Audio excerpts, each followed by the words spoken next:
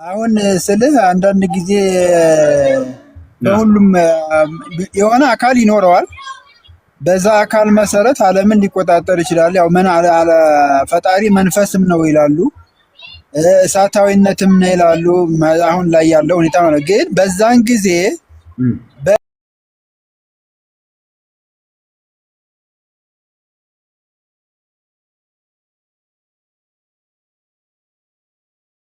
ወይስ ደግሞ የምናይበት መልክ ካለ በምን አምሳል እናየዋለን ነው የምልህ። እናየዋለን መልኩ እንደዚህ ነው ተብሎ የተገለጸ ነገር የለም። ነቢያትም ራሱ ይሄንን አልገለጹም፣ አላዩትም።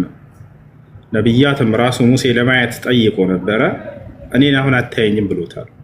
ፈጣሪን ማየት የሚችል ማንም የለም። አሁን ይሄ እንደ መጽሐፍም የጸደቀ ነው። ምናልባት ክርስቲያን ከሆንክ አምላክን ያየ አንድስ እንኳ የለም ይላል።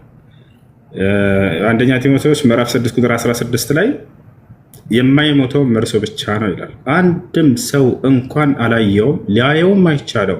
ማንም ሊቀርበው በማይችል ብርሃን ውስጥ ይኖራል። ክብር ለእርሱ እስከ ዘላለም ይሁን አሜን ይላል አይደል? ስለዚህ አምላክን ያየ ማንም የለም። ማንም ከቶ አይቶኝ አይድንም ይላል ብሉይ ኪዳን ላይ ሲናገር ኢነሁ ላ የራኒ አሐድን ወየዒሽ ይላል። በዚህ መልኩ ነው ቁርአን ላይ ያለው እስልምና። አምላክ አላህን ማንም ደፍሮ ያየ የለም እስካሁን። ነቢዩ ሙሳ ጠይቆ ነበር። ነቢዩላህ ሙሳ ዓለይሂ ሰላም እርሱን ማየት አትችልም እኔን አሁን ብሎታል። የትንሣኤ ቀን ነው ገጽታውን የምናየው። አሁን የተነገረን ግን በምንድን ነው ከተባለ በባህሪያቶች ነው የተነገረ፣ በስራዎቹ። ኢዛ ቂለ ለከ ከይፈ ዐረፍተ ረበክ ቁል ዐረፍቱሁ ቢአያቲሂ ወመኽሉቃቲሂ። እርሱ በስራዎቹና በባህሪያቶቹ ነቢያቶች አሳውቀውናል። አካሉን ገጽታውን ግን እንዲህ አይነት ነው ምናምን ብለው ይገለጹልን የለም። ይሄን ነቢያቶች ራሱ አላዩም። ማንም እስካሁን አምላክን የማየት ድፍረት ያለው የለም። ሙሳ ጠየቀ። ሙሳ በጠየቀ ጊዜ በቁርአን ላይ ተገልጿል ታሪኩ። ወለማ ጃአ ሙሳ ሊሚቃቲና ወከለመሁ ረቡሁ ቃለ ረቢ አሪኒ አንዙር ኢለይክ ቃለ ለን ተራኒ ወላኪን እንዙር ኢለ ልጀበል ፈኢን ስተቀረ መካነሁ ፈሰውፈ ተራኒ ፈለማ ተጀላ ረቡሁ ልልጀበል ጀዐለሁ ደካ ወኸረ ሙሳ ሳዒቃ ፈለማ አፋቀ ቃለ ሱብሓነከ ቱብቱ ኢለይከ ወአነ አወሉ ልሙእሚኒን አሉ።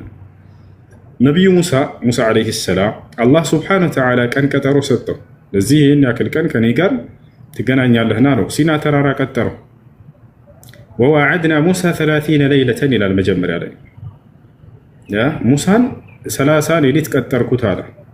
ፈተመ ሚቃቱ ረቢህ 40 ለይላ፣ የጌታውን ቀጠሮ 40 ሌሊት ሞላለት ይላል፣ አደረገለት። ከዚያ በኋላ ምን አለ? ወቃለ ሙሳ ሊአኺህ ሃሩን አኽሉፍኒ ፊ ቀውሚ ወአስሊሕ ወላ ተተቢዕ ሰቢለ ልሙፍሲዲን አለ። ከዚያ ወንድሙን ሃሩንን አደራ በእኔ ቦታ ምትክ ሁነኝ፣ በእስራኤላውያኖች ዘንድ ጥሩ ነገርን አድርግ፣ አደራ የአጥፊዎችን መንገድ እንዳትከተል ብሎ እስራኤላውያንን ለእርሱ አደራ ሰጥቶት ሄደ ከአላህ ጋር ሊገናኝ ሙሳ። ወለማ ጃአ ሙሳ ሊሚቃቲና ላምላክ ይችላል። ሙሳም ከእኔ ጋር ለመገናኘት በመጣ ጊዜ ቃለ ረቢ አሪኒ አንዙር ኢለይክ፣ ጌታዬ ሆይ አንዴ ለይህ ፍቀድልኝ አለ። ሙሳ ዓለይሂ ሰላም የአላህን ድምፅ በሰማ ጊዜ ባናገረው ጊዜ እጅግ በጣም ተማረከ። ውብ ድምፆችን የፈጠረ አምላክ ድምፁ ምን አይነት ውብ ሊሆን ይችላል ብላችሁ አስቡ። ሙሳ ዓለይሂ ሰላም ረቢ አሪኒ አንዙር ኢለይክ፣ ጌታዬ ሆይ አንዴ ለይህ ፍቀድልኝ አለ። አላህ ምን አለው? ቃለ ለን ተራኒ፣ ሙሳ ሆይ አሁን ባለህበት ሁኔታ እኔን ማየት አትችልም አለው። ላ ተራኒ አላለውም፣ አታየኝም ቢለው በነበር ለዘላለም ሐታ በገነትም ውስጥ ላይ ሆነ ለን ተራኒ፣ ለን የሚለው ጊዜን ያማከለ ነው። ያ ማለት አሁን ባለህበት ጊዜ በምድራዊ ህይወት አታየኝም ማለት ለምን እንደማያየውም ሊያስረዳው ሊያሳየው ነው። ወላኪን እንዙር ኢለል ጀበል አለው። ሙሳ ግን ወደፊትህ የሚገኘውን ትልቅ ተራራ ተመልከት አለው። ሲና ተራራ ግዙፍ ተራራ ነው። ከሰው ልጅ የበለጠ ጠንካራ ነው ተራራ አይደለም። የሰው ልጅ ደካማ ነች። ወላኪን እንዙር ኢለል ጀበል፣ ነገር ግን ፊት ለፊትህ ወደሚገኘው ተራራ ተመልከት። ፈኢን ስተቀረ መካነሁ ፈሰውፈ ተራኒ ያለው፣ እኔ በሚገለጥበት መንገድ ለዚህ ለተራራ እገለጥለታለሁ። እርሱ የእኔን መገለጥ ተቋቁሞ ከጸና ከቆመ ካልፈራረሰ የዛኔ አንተም ታየኛለህ አብሽራ። ፈለማ ተጀላ ረብሁ ልልጀበል፣ ጌታውም አላህ ለተራራው በሚገለጥበት መንገድ በተገለጠ ጊዜ ጀዐለሁ ደካ፣ ያ ጠንካራ የጽኑ የሆነ ተራራ ድርምስምስ ነው ያለው፣ ፈራረሰ ይለናል። መቋቋም አልቻለም የፈጣሪን ግልጠት። ወኸረ ሙሳ ሰዒቃ፣ ሙሳም ይሄን ባየ ጊዜ ራሱን ስቶ ወደቀ። በቃ አላህ ስብሓነሁ ወተዓላ ሙሳን ዳግም አስነሳ። ፈለማ አፋቀ፣ ሙሳን በተነሳ ጊዜ ቃለ ሱብሓነከ አምላኬ ጥራት ይገባህ የማይገባኝን ጥያቄ ነው የጠየቁት አለ። ቱብቱ ኢለይከ እንዲህ አይነት ጥያቄ ከመጠየቅ ወደ አንተ ንስሐ ገብቻለሁ፣ ዳግም አልጠይቅም። በቃ ወአና አወሉል ሙእሚኒን እኔ የመጀመሪያዎቹ አማኝም ነኝ እያለ ተናገረ። አሁን እዚህ ቦታ ላይ ፈጣሪ አላህ ሱብሓነሁ ወተዓላ ራሱን ያላሳየን ለምንድን ነው የሚለውን ምክንያት መልሱን እዚህ ጋር ታገኙታላችሁ። ሰስቶብን አይደለም፣ ራሱን ላለማሳየት አይደለም አምላክ። ነገር ግን አሁን የተፈጠርንባት አፈጣጠር ደካማ ፍጥረት ነች። ትደክማለች፣ ትሞታለች አይደል? አካላችን ማንነታችን ደካማ ነው። የእርሱስ ማንነት የእርሱ ደግሞ የማይጠፋ ጽኑ የሆነ ዘላለማዊ ማንነት ያለው ነው። ጠፊ ማንነታችን የማይጠፋውን ማንነት የሚያስችል አቅም የላትም። ገዛችኋል አይደል? ነገር ግን መቼ ጀነት እንድናየው ፈቅዷል። ለምን? የዛኔ ደግሞ የማይጠፋ ማንነትን ዘላለማዊ ማንነትን ስለሚያላብሰን የዛኔ እንድንችል ያደርጋል። ገዛችኋል? የዛኔ የማይጠፋ ዘላለማዊ ማንነትን ሲያላብሰን ጊዜ የማይጠፋውን ዘላለማዊ ማንነቱን እንድናይ ያስችለናል፣ እናየዋለን። ዛሬስ ጠፊ ማንነት ነች። ሐታ መልአክ ራሱ አላየትም። መልአኩ ጅብሪል ዓለይሂ ሰላም ድምፁን ይሰማል እንጂ አላየም። ምክንያቱም ማንኛውም የሚጠፋ ነገር ሁሉ እርሱን ማየት አይችልም። ነገር ግን የትንሣኤ ቀን የማይጠፋ ማንነትን ያላብሰናል። የዛኔ የእኛ ማንነት እቺ ምድራዊ ላይ ይዛናት የምንኖርባት ስጋ አይደለችም። እዛ የምትገባው ይሄ ደካማ ነው፣ ይጠፋል፣ ይሞታል፣ ይደክማል፣ ያንቀላፋል ምናምን። የጀነት እንደዛ አይደለም። ላ የዙቁነ ፊሃ ልመውተ ኢላ ልመውተተ ልኡላ የተባለለት ማንነት ነው የጀነት ማንነታችን። በእርሷ ውስጥ ሞትን በፍጹም አትቀምሱም ይለናል። ያቺ የምድራዊዋን የመጀመሪያዋን ቦት ብቻ ነው ቀምሳችሁ የምታልፉት ይላል። ይዟቸዋል። የጀነት ሰዎች እንቅልፍ ራሱ አይይዛቸውም፣ ሞት አይይዛቸውም፣ ድክመት አይይዛቸውም። ሳይበላ ሳይጠጣ የሚኖር ማንነት ነው ያለው የጀነት ሰው። ወአነከ ላ ተዝመኡ ፊሃ ይላል አላህ በቁርአን ላይ። የፈለገ ብትሆን በእርሷ ውስጥ አትጠማም አትራብም ይላል። የጀነት ሰዎች ስለሚረባቸው እንዳይመስላቸው የሚበሉት፣ ስለሚጠማቸው አይደለም የሚጠጡት። መራብ የለም መጠማት የለም። አንድ የጀነት ሰው እኔ ሳልበላ ሳልጠጣ ለዘላለም መኖር እፈልጋለሁ ካለ አቅሙ አለው። ምን አይነት ማንነት ነው የሚሰጠው? ከምድራዊ ማንነቱ በጣም የተለየ ነው። አይደለ? እና የዛኔ ሁሉን ነገር በሚሰጠን ጊዜ ዘላለማዊ ማንነትን በሚያላብሰን ጊዜ ዘላለማዊ ማንነት ያለውን ማንነቱን አላህ ሱብሓነሁ ወተዓላ የዛኔ ያሳየናል። ዛሬስ ጠፊ ማንነት ነች፣ ደካማ ማንነት ነች። አይደለም ፈጣሪ የፈጠረውን አንድ ደካማ ፍጡር የማየት አቅም የላትም። እስኪ በጠራራ ፀሐይ ላይ ቀጥ በልና ለአንድ ሰዓት ያክል ፀሐይን ተመልከት፣ አትችልም። ይራቻላል። ለዚህ ነው እና ነቢያቶች ራሱ ገጽታው እንዲህ ነው ምናምን ብለው በቅርጽ ያስቀምጠውልን አልሄዱም። ባህሪያቶችን አስተምረው ነው የሄዱት። የምናየው የትንሣኤ ቀን እንደሆነ በቁርአን በሐዲስም ላይ ተነግሮናል።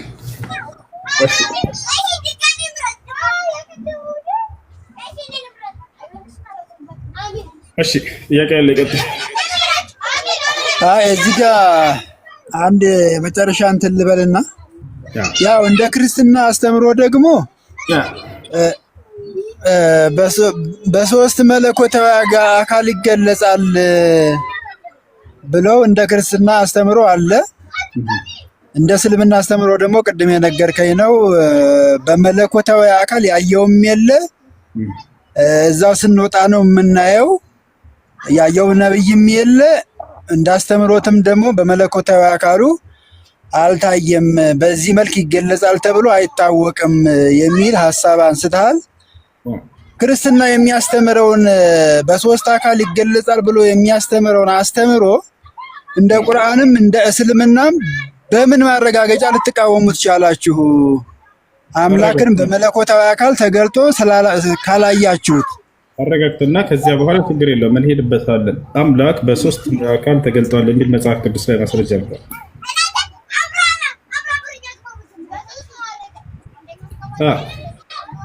መጽሐፍ ቅዱስ ላይ አለ። አሳየት ወተጋ ለአብርሃም በሶስት ሰው አምሳል በሶስት ሰዎች ምሳሌ ተገልጾለታል። አንድ ጠየቅኩም፣ እሱን አይደለም ጥያቄን አዳምጠኝ። አምላክ በአካል አንድ በማን ነው? በመለኮት አንድ በአካል ሶስት ነው የሚል መጽሐፍ ቅዱስ አይጠቅሳለ? እንግዲህ አስተማረ ነው ይያለ እንደዛ አይደለም እኮ እኔ እኮ አሁን እየጠየቅኩ ያለሁት እንደ ክርስትና አስተምሮ በሶስት አካላት መለኮታዊ አካል ይገለጻል ብለው ኦልሬዲ ያስተምራሉ። ወደሱ እንመጣለን። እንደሱ ብለው ያስተማሩበት ካለ አሁን እንደሱ ብለው ያስተማሩበት በቃ ይማራል። ያው የሥላሴ ትምህርት ትሰማለህ መቼስ ባታነበውም ትሰማለህ አይደለ? የለም እንጂ ቅዱስ ላይ የለም። ቁርአን ላይ ቆይ ይኸውልህ ቁርአን ላይም እኮ ተቀምጧል። ሶስት አይደለም መጀመሪያ መጽሐፍ ቅዱስ ላይ አይደለ እኮ አሳይሃለሁ።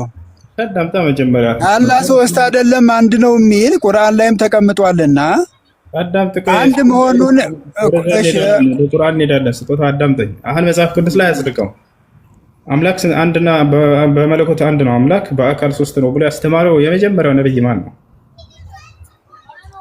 እኛ ማን ነው ክርስትና የሚያምነው ለአብርሃም በሶስት አካል እንደተገለጸለት እግዚአብሔር ለአብርሃም ተገለጸለት። ኦሪት ዘፍጥረት 17 ላይ ይላል። እንሄዳለን። ወደ እሱ እንሄዳለን። አምላክ አንድ ነው በመለኮት በአካል ሶስት ነው ብሎ ያስተማረው ማን ነው? እሺ ኦሪት ዘፍጥረት አልከኝ። የኦሪት ዘፍጥረት ባለቤት ማን ነው? ሙሴ ነው አይደለም? ሙሴ። በጣም ጥሩ። ሙሴ አምላክ በመለኮት አንድ ነው በአካል ሶስት ነው ብሎ አስተምሯል አላስተማረም? አላስተማረም። የጌታ ሰው እናመሰግናለን። ጥሩ አላስተማረም እኮ አዳምጠኝ። አይቷል ብለህ ታምናለህ አይደለ? እኛ የሌለውን አላንልም። እንደምነግርህ ያስተማረ ስለዚህ ስላሴ አንዴ አዳምጥሽ። አምላክ ይታያል ብለህ ታምናለህ አታምንም? አዎ እሱ ለመረጣቸው ሰዎች ይታያል አምላክ። ኦኬ አንደኛ ጢሞቴዎስ ምዕራፍ 6 ቁጥር 16 ምን ይላል? አንብበው። አሁን ለማውጣት አይመቸኝም። እሺ እዚያ ጋር ምን ይላል? አንድም ሰው እንኳን አምላክን ያየ የለም ይላል። ምን ትላለህ? አብርሃም እኮ ማን ነው? አብርሃም እግዚአብሔርን አየው ደግሞ ይላል እኮ መጽሐፍ። ተጋጨ ማለት ነው? መጽሐፍ ቅዱስ ይጋጫ? አይጋጭም። እሱ አሁን ለማውጣት አላነበብኩትና ትርጉምን ለመስጠት ስለሚቸገር ነው እንጂ አጣላለሁ ና ላውጣለህ። አምላክን ያየ አንድም እንኳን የለም ይላል መጽሐፉ። እግዚአብሔርን ያየ አንድም እንኳን የለም ይላል። አይ አብርሃም አይቶታል እያልከን ነው። ዶታል አይደለ? እግዚአብሔርን ያየ አንድም እንኳን የለም ይላል መጽሐፍ ቅዱስ ላይ። ምን ትላለህ? አይ እግዚአብሔር ታይቷል እያልክ ነው። ስለዚህ መጽሐፍ ቅዱስ እግዚአብሔርን ያንን የሚለው እግዚአብሔር ባለው ክብር ባለው መለኮታዊ ክብር ያየው የለም ነው። ባለው መለኮታዊ ክብር ያየው የለም። እንደዛ አይደለም። ቀጥታ ቃል እኛ የምንረዳው ለምን ያለው መለኮታዊ ክብር የእሱን ፊት ማየት የሚቻል አይደለም። እንደዛ አይደለም። ሳታዊነት ስጦታ አዳምጠኝ። ትርጓሜውን የምነግርህ ትርጓሜውን ነው። የማን ትርጓሜ ነው? ያየው የለም የሚለው የእግዚአብሔር መለኮታዊ አካል ሊቀርቡት የሚችል አይደለም፣ የሚፋጅ የሚያቃጥል ነው። ከዛ አንጻር ቀርቦ ያየው የለም ነው እንጂ እግዚአብሔር ግን ለሰዎች ደግሞ በተለያየ መንገድ አልገለጸም ማለት አይደለም። አልታየም። መጽሐፍ ቅዱስ ላይ እንዳልታየ ነው የሚናገረው። እግዚአብሔርን ያየ አንድም እንኳን የለም ይላል። ኢየሱስም ተናግሯል። እሱማ ደግሞ እግዚአብሔር ደግሞ ለሙሴ ተገለጸለት ይላል። ሁለተኛ ስለዚህ ይጋጫል እኮ እንዳይጋጭ አድርጌ እኮ ስነግርህ ዞሮ አሁን እሱኛውን በአንድምታ በትርጓሜ ነው እንትን የምንለው። ግን ምንም ይሁን ምንም አይደለም፣ አዳምጥ እንጂ። ስለዚህ አምላክ አንድ ቦታ ላይ ይታያል ብላ ያምናሉ ክርስቲያኖች፣ ሌላ ቦታ ላይ ደግሞ አይታይም ይላል። ይታያልም፣ ፍጹም ይታያል፣ ፍጹም አይታይም አምላክ ማለት ነው። እሺ ኢየሱስ ክርስቶስ አንድ አምላክ አለ ብለህ ነው አይደል የምታምነው? ስጦታ አዎ። ያ አንድ አምላክ ማርያም ጸንሰዋለች አልጸነሰችም?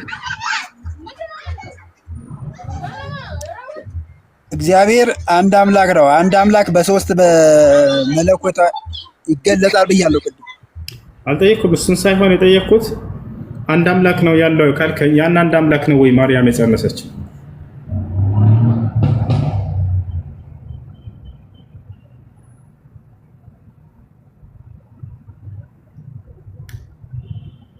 ስጦታ አላ ስጦታ ሄሎ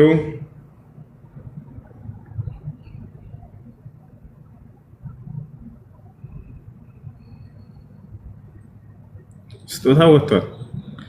ይሄ ጥያቄ በጣም መጥፎ የሆነ ጥያቄ ነው። ክርስትናን በቃ ፈርድም የሚያስበላ ጥያቄ ነው። ወረበል ቃሉ ካለ ክርስቲያን መግባት ይችላል። ይህን ጥያቄ ለመመለስ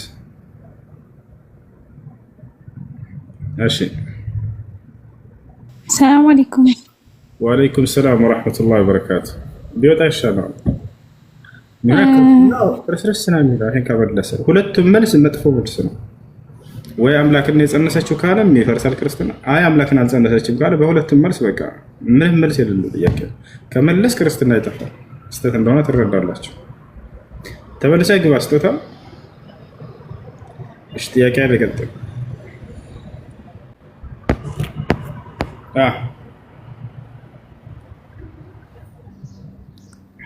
ሰላም አለይኩም። ሰላም ወአለይኩም ሰላም።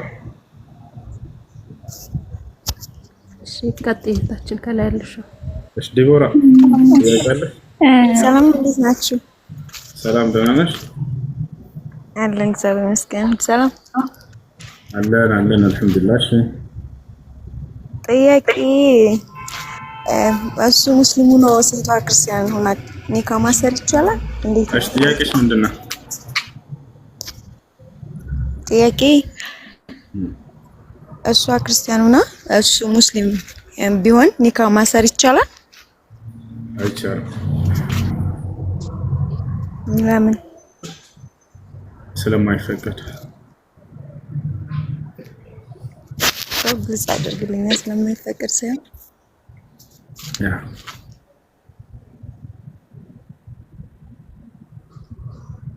እሺ በቁርአን ላይ ምን አለ? ወላ ተንኪሑ ሙሽሪካት ሐታ ዩእሚንና፣ በአላህ ላይ የሚያጋሩ ሴቶችን እስካላመኑ ድረስ እንዳታገቡ ይላል።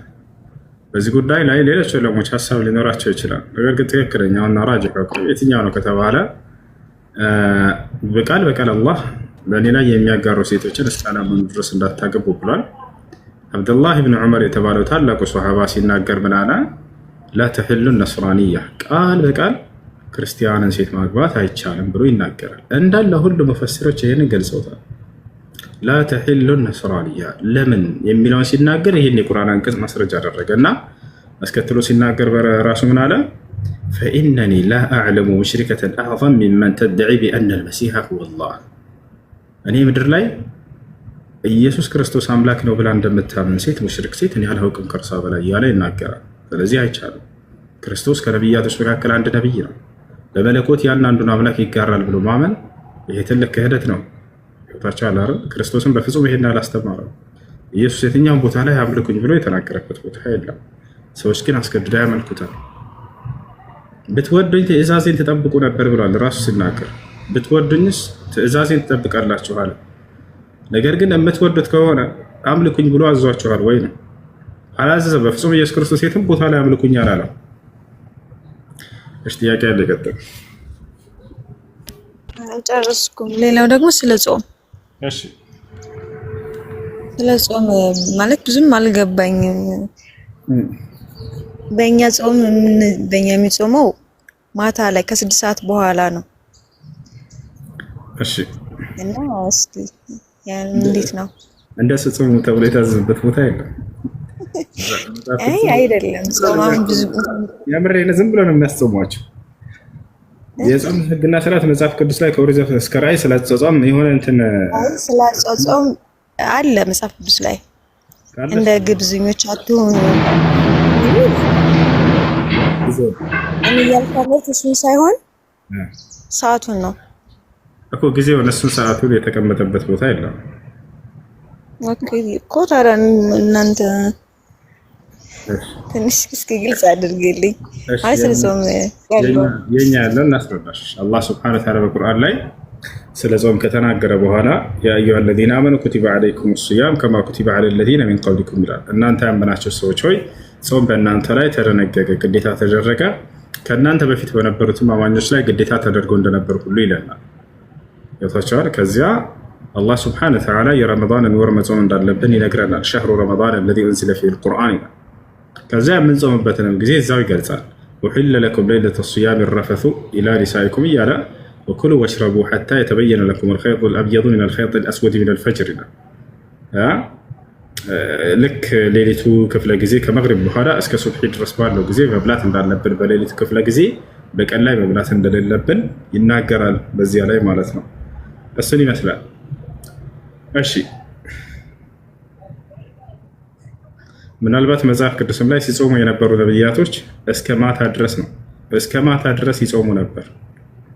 እስከ ማታ ድረስ ጠብቀው ይጾማሉ። ጾማቸው እስከ ማታ ድረስ ባለው ጊዜ እንደሆነ ተቀምጧል። እሺ ስጦታው መጣ። አዎ ይቅርታ፣ ያው ሱቅ ላይ ሆኜ ሰው መጥቶብኝ ነው። አብሽር። ስለዚህ አንድ አምላክ ነው ያለው አይደለ? አዎ አንዱ አምላክ በሶስት አካል ይገለጻል። እሺ ቀጥል። አንድ አምላክ በሶስት አካል ይገለጻል ብሎ ያስተማረው ማን ነው? እሱ ራሱ የገለጸልን። አንድ አምላክ በሶስት አካል ተገልጧል ብሎ ያስተማረው የመጀመሪያው ነብይ እኮ እግዚአብሔር ራሱ ለአብርሃም የገለጸለት። ወደዛ እንሄዳለን። እዚያ ጋር የተገለጠ እንሄዳለን። በቃ አንዱ እሱ ነው። ሁለተኛ በአዲስ ኪዳን ደግሞ ኢየሱስ ክርስቶስ በአብ በወልድ በመንፈስ ቅዱስ ስም እያጠመቃችሁ ደቀ መዛሙርቴ አድርጉ ብለዋል። እሱን አልጠየቅኩም። አንድ አምላክ በሶስት አካል ተገልጧል ብሎ ያስተማረው ነብይ ማን ነው? በአስተምሮ ደረጃ የለም፣ አይታወቅም። በአስተምሮ ደረጃ እኛ አንደኛ ያስተማረን ራሱ ነው። ራሱ እባክህ ጥያቄውን አዳምጥና አንተ የራስህን እምነት የምታምንበት አይደለም። መጽሐፍ ቅዱስ ላይ ከኦሪት ዘፍጥረት እስከ ራዕይ ድረስ አምላክ በመለኮት አንድ ነው፣ በአካል ሶስት ነው ብሎ ያስተማረ ነብይ ያለ ወይንስ የለም?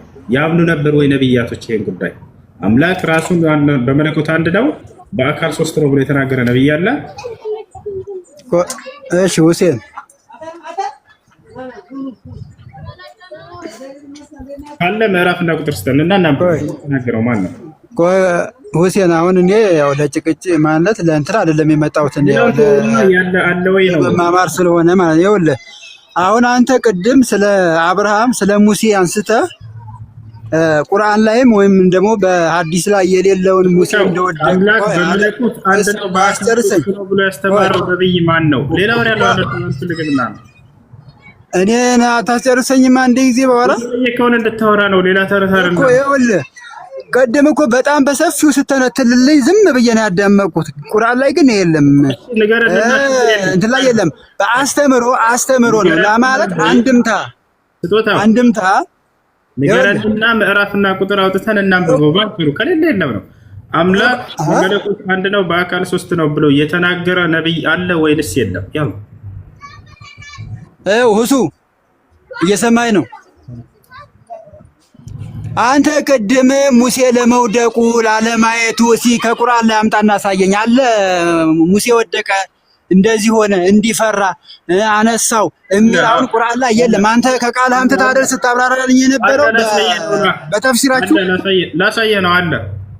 ሙሴ ወደቀ የሚላሳይ ያለና አላህን ለማየት ባለ ጊዜ እና ላሳየ ነው ወርላ። እሺ ወደቀ የሚለውን እንደገና አድርገው ጠይቅ ከረለ አዳምጥ። በቃ ሙሴ ወደቀ የሚል የለም። በራሳ ነው ስትናገር የነበረው ምናምን አላህን ለማየት ባለ ጊዜ አሁን ላሳየ ነው። አብሽር እሺ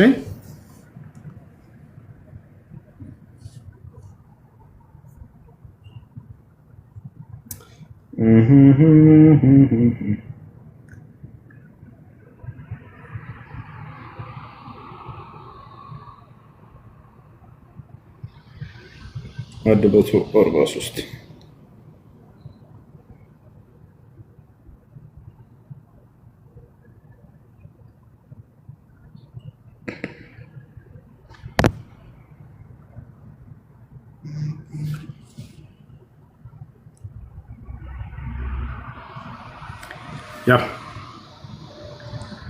ሙሳም ለቀጠሯችን በመጣና ጌታውን ባናገረው ጊዜ ጌታዬ ሆይ ነፍስህን አሳየኝ ወደ አንተ እመለከታለሁና አለ። አላህም በፍጹም አታየኝም፣ ግን ወደ ተራራው ተመልከት፣ በስፍራውን ቢረጋ በእርግጥ ታየኛለህ አለው። ጌታው ለተራራው በተገለጸ ጊዜ እንኩትኩት አደረገው ተራራውን። ሙሳም ጮሆ ወደቀ። ያው ሙሴ ወደቀ የሚል አታሳየኝም የለም እያልክ ነበር። ሙሳም ጮሆ ወደቀ። ያው በአንሰራራም ጊዜ ጥራት ይገባ በተነሳ ጊዜ ማለት ነው። ወደ አንተ ተመለስኩ እኔም በወቅቱ የምእመናን መጀመሪያ ነኝ አለ ይላል። ሙሴ ወደቀ የሚል አታሳየኝም በራስህ ነው ስታወራ የነበረው አንድምታ ላይ ነው ምናምን። ለአንድምታ ላይ አይደለም፣ ቀጥታ በቃል በቃል ነው ያሳየው። እሺ እውነት እላችኋለሁ እኔ ከራሴ አንዳች አልናገርም፣ እንዳነበብኩ እናገራለሁ። ንግግሬ በማስረጃ እንጂ ያለ ማስረጃ አይደለም። እሺ ጥያቄ ያለ ይቀጥል። እሺ ልቀጥል። ቀጥል። የማይንቀሳቀስ ብር ያለው ያኔ በስደት ያለን ሰዎች የማይንቀሳቀስ ብር ካለን እዛ ላይ ዘካ ይወጀብብናል? የዘካ ኒሳቡ መጠኑ እስካልቀነሰ ድረስ ዘካ አለበት። እንዴት ያኔ? የዘካ መጠኑ ለምሳሌ በወርቅ ከሆነ 85 ግራም እና ከዚያ በላይ፣ ልክ እንዲሁ ደግሞ በወርቅ ከሆነ በብር ከሆነ 595 ግራም እና ከዚያ በላይ የሚመጥን ከሆነ ዘካ አለበት። የሚሰጠው በብር መሆን እንዳለበት ብለውች ተናግረዋል። የወርቅ በጣም ስለተወደደ በሆነ ሰዓት፣ ስለዚህ መሆን ያለበት በብር ነው። 595 ግራም ብር የሚመጥን ገንዘብ ካላችሁ ያ ነገር አመት ከሞላው ዘካ ይወጅብበታል ማለት ነው። ይህን ለማወቅ በአካባቢያችሁ ሄዳችሁ 595 ግራም ብር ስንት ነው የሚሸጠው በላቸው። ምናልባት 70 ሺህ ብር ካሏችሁ 70 ሺህ ብር እጃችሁ ላይ ከገባና አመት ከሞላበት ጊዜ ጀምሮ ዘካ ታስቦ ይወጣለት። እሺ ኢዛ በለገ ኒሳብ ወሐለ ዐለይሂ አልሐውል ፈቀድ ወጀበ ፊህ ዘካ ከማ ቃለ ነብዩ ሰለላሁ ዐለይሂ ወሰለም። እሺ እንዲሁም በቃ እንዲህ የአመት የሁለት አመት እንደ አክሲዮን እንደ እቁብ ከገባንም ከዛ ላይ ዘካ ማድረግ ግዴታ አለብን። ዘካ ይወጣለት። شكرا. مرحبا اخوان. ايش يشوع ወይ ሰላም ላንተ ይሁን። ሰላም እንዴት ነህ? አይሰማም? ይሰማል።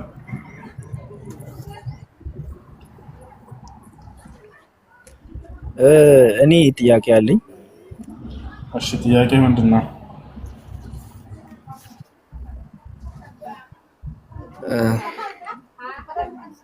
በክርስትና ማለት ይቅርታ፣ በእስልምና ሰይጣን ማለት ስንት አይነት ሰይጣን አለ? በክርስትና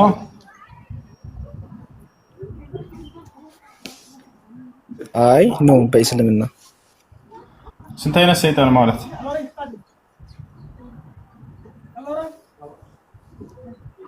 አይ ብዙ ጊዜ አሁን ሴት ሰይጣን ወንድ ሰይጣን ሲባል ስለሚሰማ ነው። ኦኬ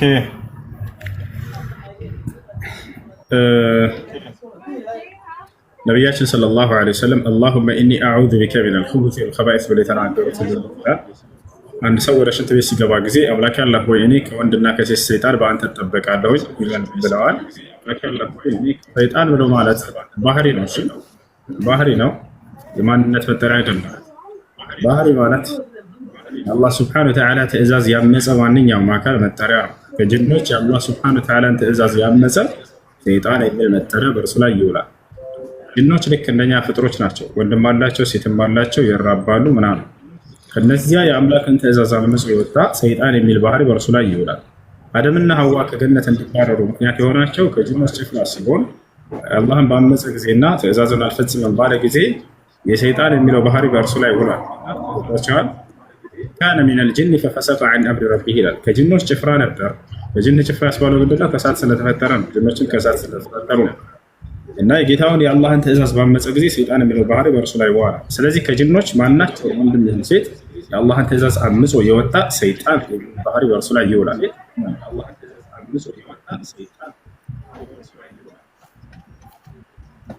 ኦኬ እና ስለዚህ በመጀመሪያ አዳምንና ሔዋንን ያታላቸው ሴት ሰይጣን ነች ወይስ ወንድ ነው? ወንድ።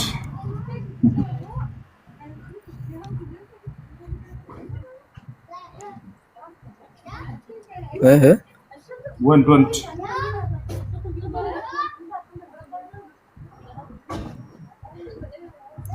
ወንድ ነው።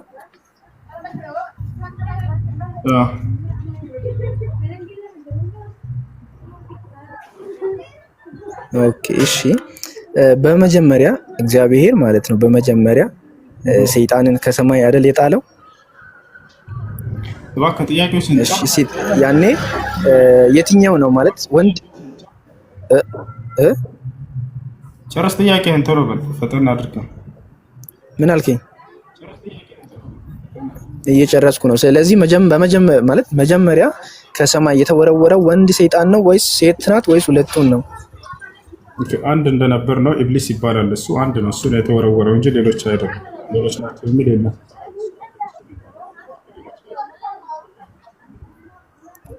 አንድ ነው የተወረወረው።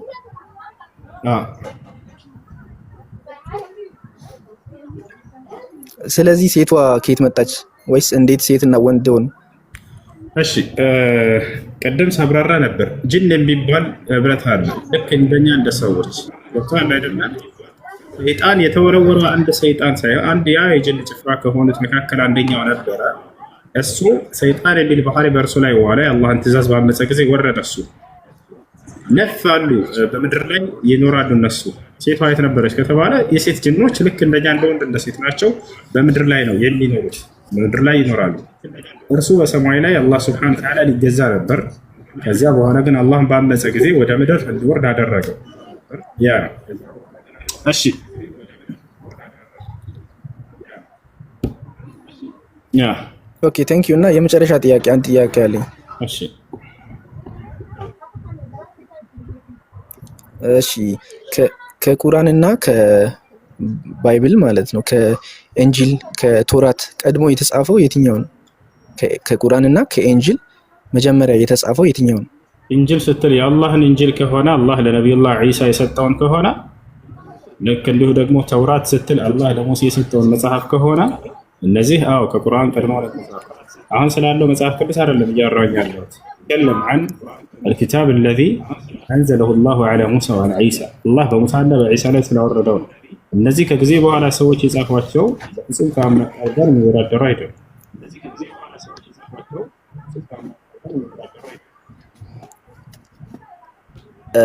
እንዴት ማለት ያኔ ተውራትና ኢንጂል የተባሉት ያኔ እግዚአብሔር ለሙሴ የሰጣቸው እና ከዛም በኋላም የተጻፉት መጽሐፎች አይደል አሁን ያሉት ባይብል የሚባሉት አይደለም።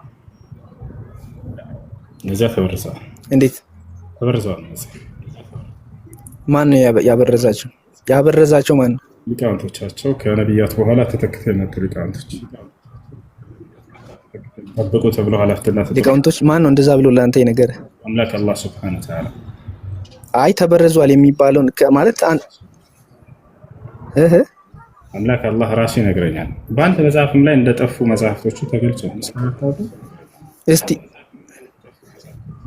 ኦኬ እሺ፣ እስቲ ቁርአን ላይ ተበርዟል እንደዚህ በመጽሐፍ ኢንጂል ተውራት ተበርዟል የሚለውን እስቲ ልታሳይኝ ትችላለህ? በነቢያት በኩል ያወረዳቸው ቃላቶች ቃልን በርዘውታል እያለ አላህ ሱብሓነሁ ወተዓላ ይናገራል። يحرفون الكلمة عن مواضعه ቃሌንም ከቦታው ይለውጡታል እያለ ይናገራል። ለውጡታል ማለት ይበርዙታል ማለት ነው። አረበኛው ቃል ተሕሪፍ ተብሎ ይጠራል። እስቲ እሺ፣ ስለዚህ በአማርኛው ወይም በእንግሊዝኛው እስቲ ያሳየኝ። እኔ ቦታውን አጥተህ ወይ በአማርኛው ወይ በእንግሊዝኛው እንደዚህ ኢንጂልና ተውራት ተበርዟል በአሁን ላይ ቃል እንደለወጡ ላሳይህ ነው። አሳያለሁ፣ ችግር የለም። ኖ የአምላክን ቃል እኮ የሚለው ተውራትን ወይም ኢንጂልን አይገልጽም። ተውራትን ወይም ኢንጂልን በቀጥታ ተበርዟል፣ ከዚህ በኋላ ፋይዳ የለውም የሚለው ተውራት ኢንጂል ማለት ምን ማለት ነው? የአምላክ ቃል ናቸው። አምላክ ቃል ናቸው። በቃ አለቀ። ስለዚህ ቃሌን በረዙት ማለት ምን ማለት ነው? የትኛውን ቃል አሳይኝ እስቲ እኮ። ስለዚህ ቃል ናቸው ወይንስ ዝም ብሎ ተውራት ሲባል ጎራ ወይንም ምናምን እኮ አይደል? የአምላክ ቃል ማለት ነው። ስለዚህ يحرفون الكلمة ማን ናቸው ከተባለ ያስቀምጥልሃል። يحرفون الكلمة عن مواضعه አረበኛውን እንደማልሰማ እኮ ታውቃለህ። በእንግሊዝኛው ትርጉም አውጣና ወይም በአማርኛው ካለ አሳይኝ። ኦኬ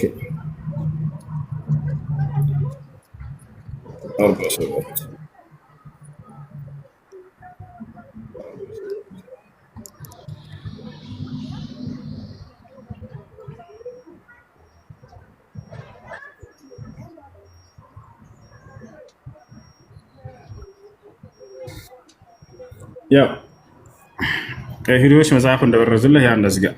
ከነዚያም አይሁዳውያን ከሆኑት ሰዎች ንግግሮችን ከስፍራዎቹ የሚያጣምሙ አሉ ብሎ ገለጻቸው። ያው يحرفون من الذين هادوا على كنዚያ ከይሁዲዎች ይላል يحرفون الكلمة عن مواضعه እሺ ንግግሩን የአምላክ ንግግር አይ አረበኛውን ለጊዜው አረበኛውን ተውና አማርኛውን ብለህ ያ አማርኛው ነው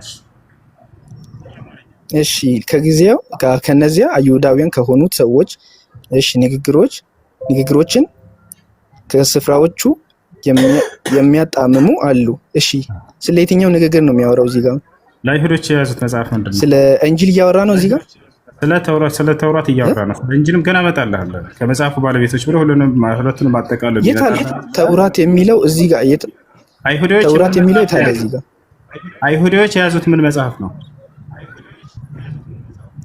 አይሁዳውያን ከሆኑት ሰዎች ንግግሮችን ከስፍራዎች የሚያጣምሙ አሁን ስለ ንግግር እኮ ነው እያወራ ያለው አሁን እዚህ ጋር ስለ ተውራት አይደለም አዳምጥ ንግግር የሚለው ስለ ራሱ ንግግር ነው አሁን እዚህ ቦታ ላይ አይሁዶች የያዙት መጽሐፍ ምን ይባላል እንጂል ነው ወይስ ተውራት ግልጽ እኮ ነው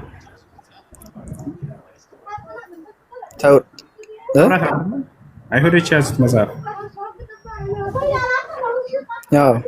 አዎ በቃ እናመሰግናለን ያን ቃል አጣመውታል እያለ እየነገረህ ነው አሁን ደግሞ ሁለቱንም አጠቃሉ እንዴ ክርስቲያኖችን የመጽሐፉ ባለቤቶች ኖ ሌላ ቦታ ላይ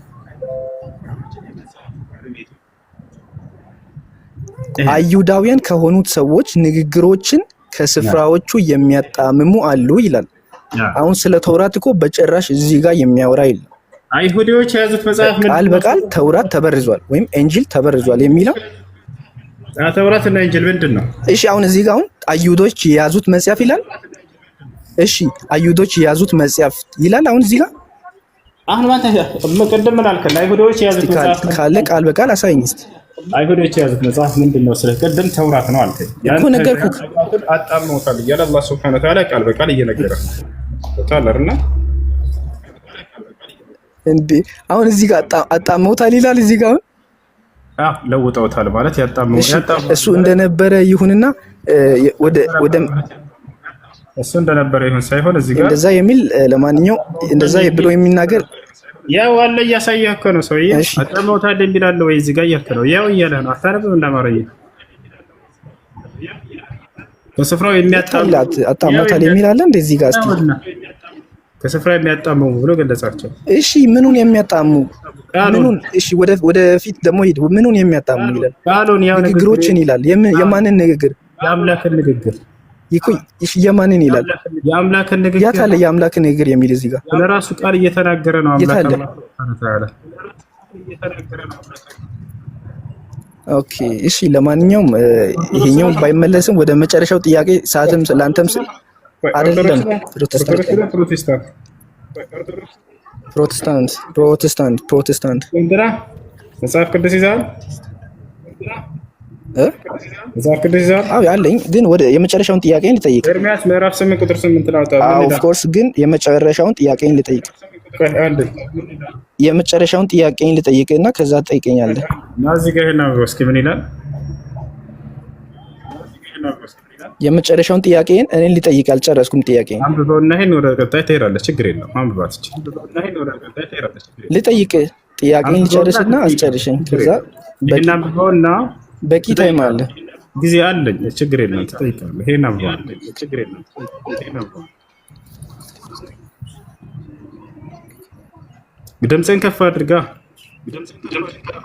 ወደ ላይ ትንሽ ከፍ አድርገው እንትኑ እያሳየኝ አይደለም ትንሽ ወደ ላይ እሺ ያ እናንተስ ጥበበኞች ነን የእግዚአብሔርን ሕግ ከኛ ጋር ነው እንዴት ትላላችሁ እነሆ የጸሐፊ ብርዕ ሐሰተኛ ነው በሐሰትም አድርጓል ይላል ስለዚህ የመጨረሻውን ጥያቄን ልጠይቅና ምን ማለት ነው ካለ ትጠይቀኛለህ ምን ማለት ነው ይሄ ጥያቄን አስጨርሽኝ ሁሱ ስማኝ ጥያቄን አስጨርሽኝ ይሄ ምን ማለት ነው ጥያቄን አልጨረስኩም ይያለሁ ልጨርስ በመሃል ለምን ትገባለህ ጥያቄን አሁን ለክርክር አይደለም ይገባል እንደሌለና እንደጠፋ የአምላክ ቃል እንደሌላቸው አንብበው ይቀራል አንብበውና ወደ ቀጣይ ትሄዳለህ እሺ አሁን እዚህ ጋር ስለምን ኖ አሁን ጥያቄን ልጨርስ አስጨርሽኝ ይሄን አትፈልገውም ለምን አልፈልገውም በቂ ጊዜ አለኝ አላልክም አንዴ አንብበው አይደለም አንብበውና በቂ ታይም አለኝ አላልክም? ትቻለህ። በቃ ጠይቅ።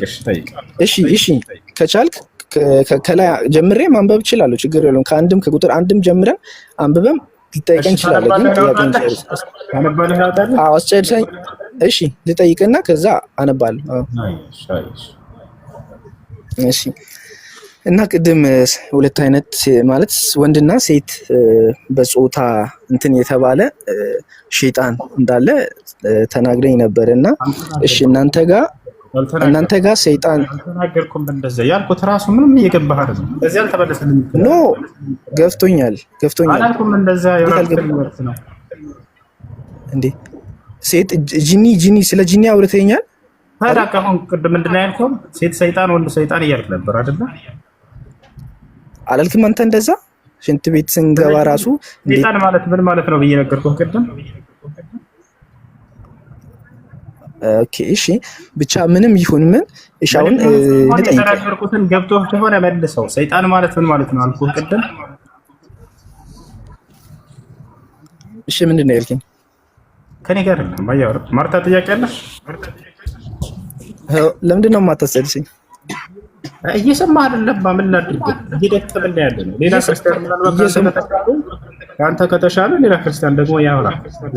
ማርታ የኔን ሳትመልስ ሌላ ክርስቲያን እስቲ የኔን ጨርስና አንድ ጥያቄ ብቻ ነው የቀረኝ። አስጨርሰኝ። እንኳን እያዳመጥኩኝ ነው፣ ግን መጨረሻ ላይ ጠይቃለኝ። ጥያቄ አለኝ መጨረሻ ላይ። እሺ ምንም ማድረግ አይቻልም። እየተማርኩኝ ነው፣ ግን ሰምቶ መጨረሻ ላይ አልተመለሰልኝ የምትለዋን ለመናገር ነው የሚፈልገው። አያቸው አይደለ? የሚያጣመም የለም ማለት ቅድም። ኧረ ተው አለ አሳየኝ። ካየ በኋላ አልተመለሰልኝም። ያስኬራል። አንተ ትልቅ ሰው ሆኖ እንጂ እንደ ትልቅ ሰው ሆኖ አሁን ሰይጣን ማለት ምን ማለት ነው አልኩት ቅድም። ነገር አስረድቼው ነበር። አበቃ ንገረኛል። እንደገና እየገባህ አይደለም። የሚጠይቀውን የማያውቅ ስለ ወንድ ሰይጣን ስለ ሴት ሰይጣን አሁን ምንድን ነው የሚጠቅመው? ጥቅሙ ምንድን ነው? ወደ ገነት ሊያስገባ ነው? ከጀሃነም ሊያድን ነው ወይስ ምንድን ነው? እሺ ይሄ ነው። እሺ መጽሐፍህ ላይ ላሳይህ። መጽሐፉን እንደጠፋ የተናገሩበት እንደተበረዘ የአምላክ ቃል እንደሌለ። ይሄን አላነብም፣ አልፈልግም። አላህ ሙስተዓን። እሺ ጥያቄ ያለው ካለ መጠየቅ ይችላል።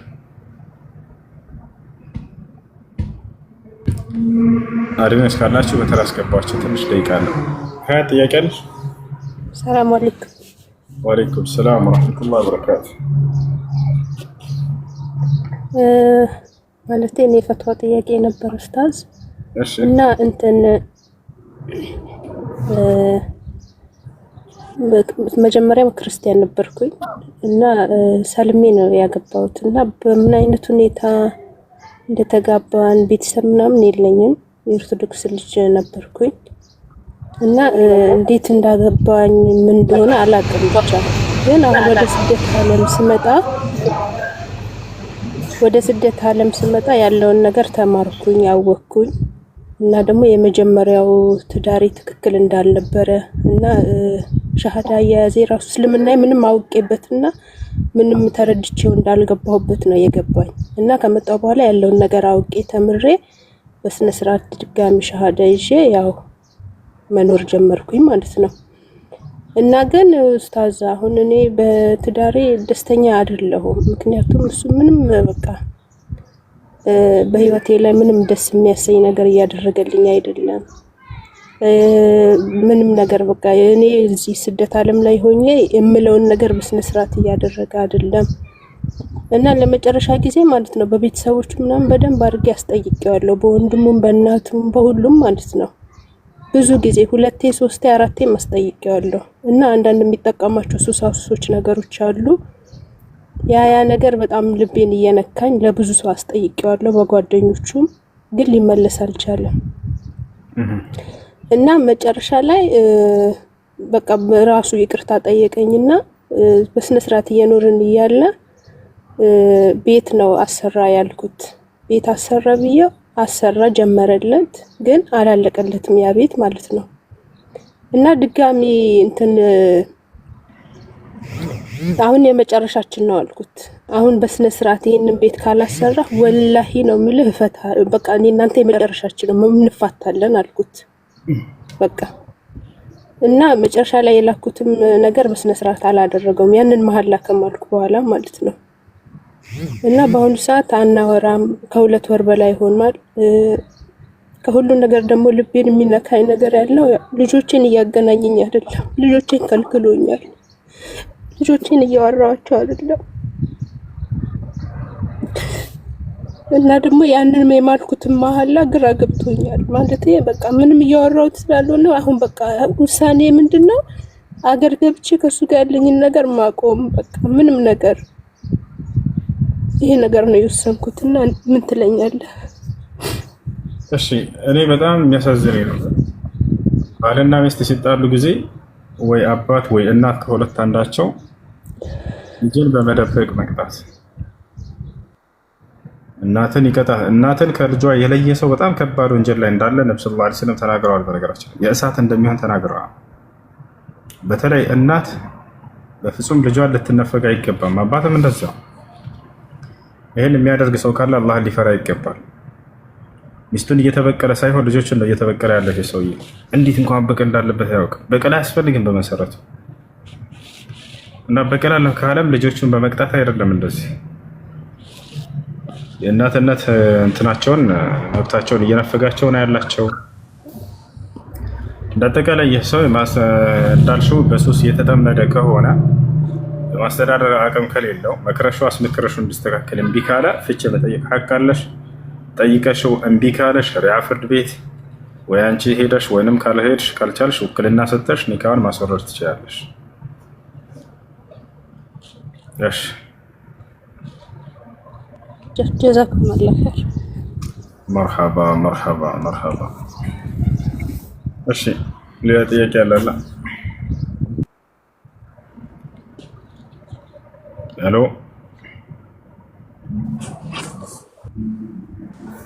እሺ ይቅርታ፣ አንድ ጥያቄ አለኝ። እሺ ጥያቄሽ ምንድነው?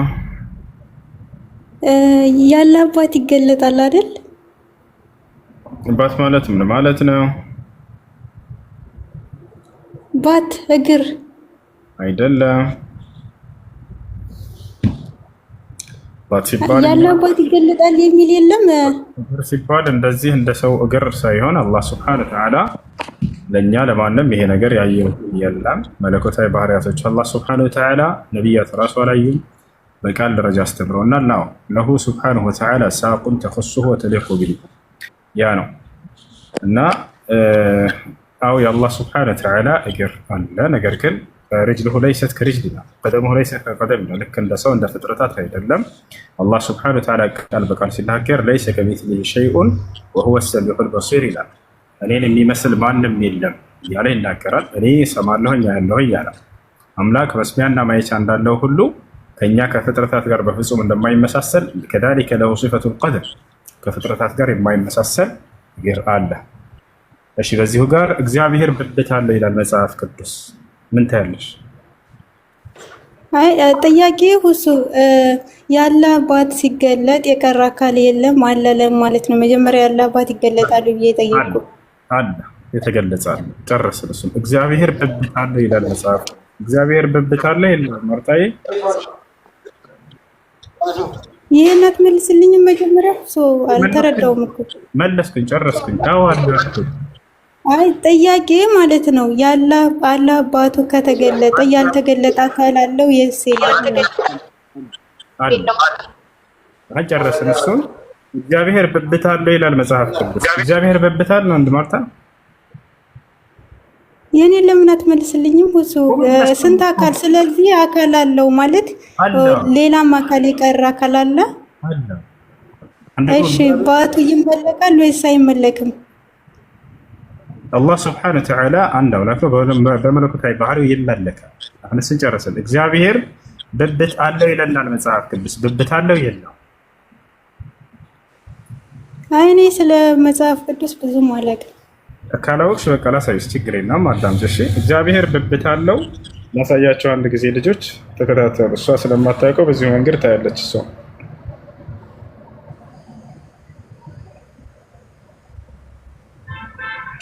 ልክ እንዲሁ አፍንጫ አለው፣ ልክ እንዲሁ አይን አለው፣ ልክ እንዲሁ እጆች አሉት። ያጨበጭባል። እግዚአብሔር ያጨበጭባል። ልክ እርጉዝም እሱ እኮ ማለት እሱ እኮ ፍጹም ሰው ፍጹም አምላክ ነው ብለን እናምናለን።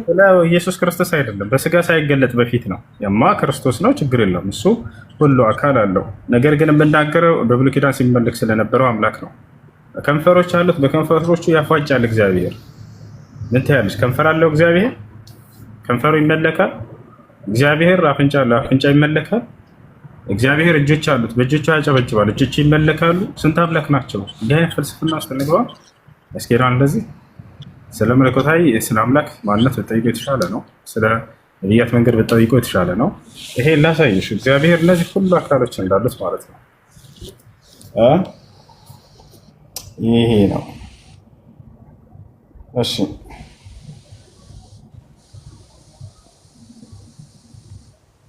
አንዴ ቆይ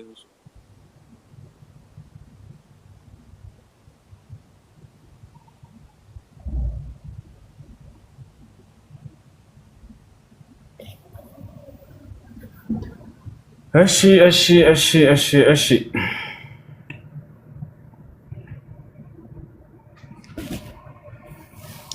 እዚህ ጋር ምን ይላል? በዚያም ቀን ይላል፣ በዚያም ቀን እንዲህ ይሆናል፣ እግዚአብሔር በግብፅ ወንዝ ዳርቻ ያለውን ዝንብ፣ በአሦር አገር ያለውን ንብ በፉጨት ይጠራል። እግዚአብሔር ዝንቦችንና ንቦችን ይጠራል በፉጨት።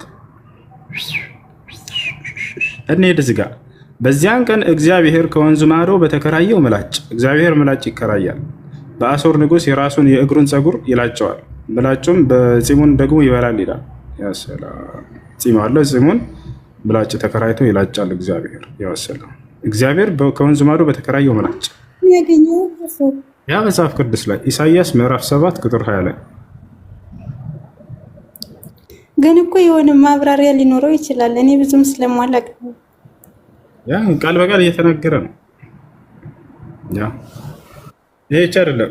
ልክ እርጉዝ ሴት ምጥ እንደያዛት ሴት ይጮሃል ይላል። ምጥ የያዛት ሴት ሲጮህ ታውቃችሁ ታውቃላችሁ? በጣም ኃይለኛ ጩኸት ነው አይደለ? ልክ እንደዛች እንደሚጮህ እግዚአብሔር ይናገራል መጽሐፍ ቅዱስ ኢሳይያስ ምዕራፍ 2 እዛ ጋር እስከ ዛሬ ዝም ብያለሁ ይላል። ከዚህ በኋላ ግን ያው እግዚአብሔር እንደ ኃይል ይወጣል፣ እንደ ሰልፈኛም ቅንዓት ያስነሳል፣ ይጮሃል፣ ድምፁንም ያሰማል፣ በጠላቶቹም ላይ ይበረታል። ከድሮ ጀምሮ ዝም ብያለሁ፣ ዝም ብዬም ታግሻለሁ። አሁን ምጥ እንደያዛት ሴት እጮሃለሁ፣ አጠፋለሁ፣ በአንድነትም እጨርሳለሁ። ምጥ እንደያዛት ሴት ይጮሃል እግዚአብሔር።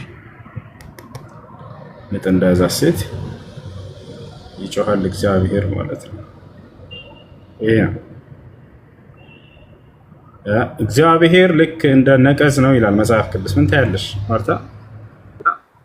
ሁሱ እኔ እየጠየቅኩ እኔ አሁን ከስር ሆኜ እየተከታተልኩ ነው። በእርግጥ እየሰማኝ ነው፣ ግን እየጠየቅኩ ያው እነዚህ አዳምጫ። እኔም ለኤፍሬም እንደ ብል ለይሁዳም ቤት እንደ ነቀዝ ሆኛለሁ ይላል እግዚአብሔር። እግዚአብሔር ነቀዝ ነው እንደ ማርታ ነቀዝ። ከላይ እስኪ ከላይ ምን ይላል? እሺ ችግር የለም ያ እናነባዋለን። ከስንት ጀምሬ ላምብልሽ? ከመጀመሪያው እስኪ። ያና የይሁዳ አለቆች ድንበርን እንደሚነቅሉ ሆነዋል፣ እኔም መዓቴን እንደ ውሃ አፈስባቸዋለሁ እያለ እግዚአብሔር እየተናገረ ነው። ኤፍሬም ከትእዛዝ በኋላ መሄድን ወዷልና የተገፉና በፍርድ የተጎዱ ሆኗልና እኔም ለኤፍሬም እንደ ብል ለይሁዳም ቤት እንደ ነቀዝ ሆኛለሁ ይላል። ያ ሰላም